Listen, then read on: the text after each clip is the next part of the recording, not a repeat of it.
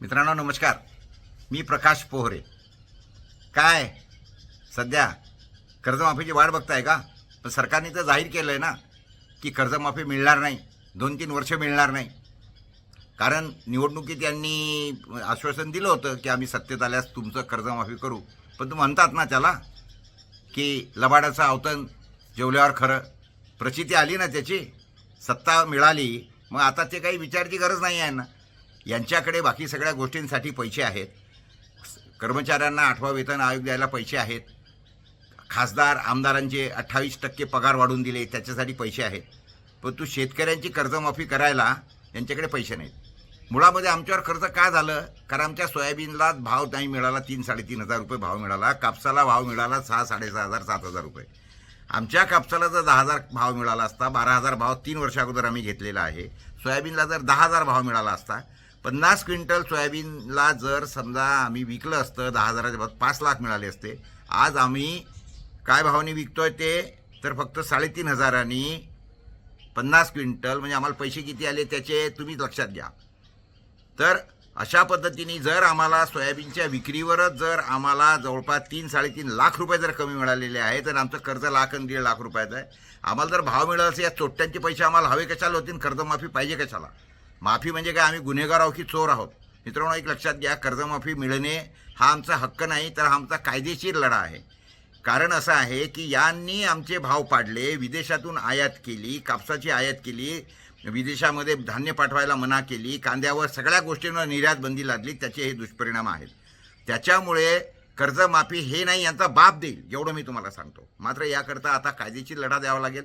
असं आहे, रडल्याशिवाय आईसुद्धा दूध पाजत नाही मुलाला. तर त्या दृष्टिकोनातून तुम्ही जोपर्यंत कायदेशीर लढा, म्हणजे हा एक फॉर्म आहे, मी तुम्हाला दाखवतोय. हा बघा, हा फॉर्म मी एक तयार केलेला आहे. याचं नाव काय आहे? मागेल त्यालाच आणि गरज त्यालाच कर्जमाफी अंतर्गत योजना काढली आहे मी. आणि त्याच्यामध्ये कर्ज मागणी किंवा आपण कर्ज भरलं असेल 31 मार्चला, तर मग बँक कर्ज भरणा वापसी, अशी मी ही योजना काढलेली आहे. त्यामुळे आपल्याला हे फॉर्म भरून द्यायचे आहेत कलेक्टरकडे आणि त्याचा पूर्ण डेटा तयार करून आपल्याला तो मुख्यमंत्र्याकडे पाठवायचा आहे. हायकोर्ट यांनी जर दिलं तर ठीकच आहे, नाही तर आपण हायकोर्टमध्ये याचं जनहित याचिका दाखल करू. त्याची तुम्ही चिंता करू नका. आणि ही कायदेशीर लढाई आहे आपली, हे नाही यांचा बाप देईल एवढं मी तुम्हाला सांगतो. मात्र गरज कशाची आहे? तर हे सगळे फॉर्म भरणे, त्या कलेक्टरला देणे, तहसीलदाराकडे देणे. लाखांनी जर फॉर्म यांच्याकडे जमा झाले, ती हा नाही याचा बाप देईल एवढं मी तुम्हाला सांगतो. मात्र कमीत कमी एवढी जागरूकता दाखवा की हे फॉर्म भरा.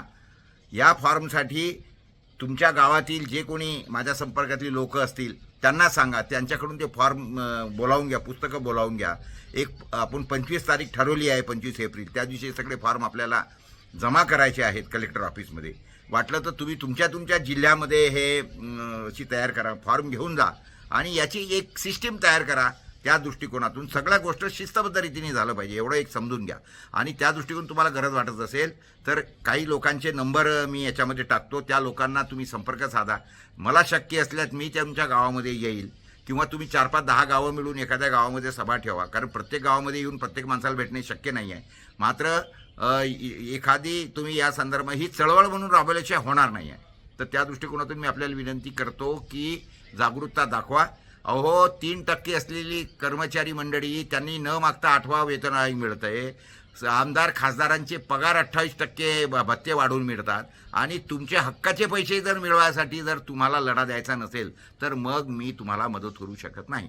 तुम्हाला जर हे सगळं पाहिजे असेल, माझं ट्रॅक रेकॉर्ड तुम्हाला माहीत आहे. मी 2007 साली मनमोहन सिंग पंतप्रधान यांना भेटून 72,000 कोटीची कर्जमाफी तुम्हाला घर बसल्या मिळवून दिली होती, लक्षात घ्या. आणि त्या दृष्टिकोनातून तुम्हाला जर असं वाटत असेल की माझं या संदर्भामध्ये तेवढा अभ्यास आहे, मी तेवढं करू शकतो, माझा 6 एप्रिलचा लेख आपण जरूर वाचा. त्या लेखाचं हेडिंग आहे, झक मारा मात्र कर्जमाफी जाहीर करा. तर तो लेख वाचा, तुम्हाला सगळ्या गोष्टी कळून येतील. जमलं तिथं तुमच्या गावामध्ये एखादी सभा ठेवा आणि निश्चितपणे मी या सगळ्या संदर्भामध्ये विवेचन करायला येईल. मी माझ्या ऑफिसला किंवा इथेही बसलेला असतो माझ्या शेतावर, तिथेही तुम्ही येऊ शकता, मला फोन करू शकता किंवा मी जे नंबर दिले आहेत त्या लोकांशी संपर्क करून आपण या सगळ्या संदर्भात नियोजन करा एवढं आपल्याला बोलतो. नमस्कार, धन्यवाद.